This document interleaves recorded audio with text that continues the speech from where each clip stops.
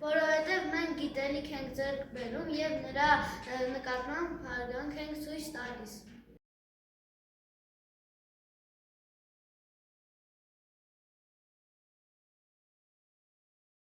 Պետք է ուսուցչուհի հետ խոսել հանգիստ, արգալից և թույլատվություն ստանալու։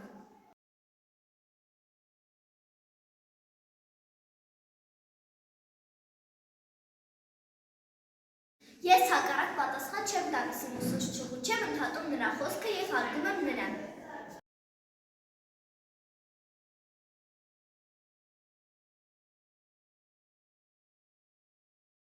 Պետք է լռենք, ընդունենք և աշխատել ուղղենք մեր սխալը։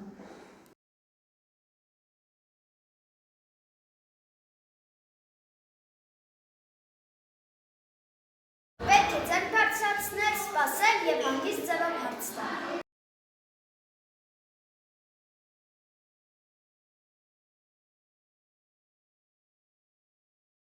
Ոչ, չի կարելի խոսել առանց ձեռք բարձրացնելու։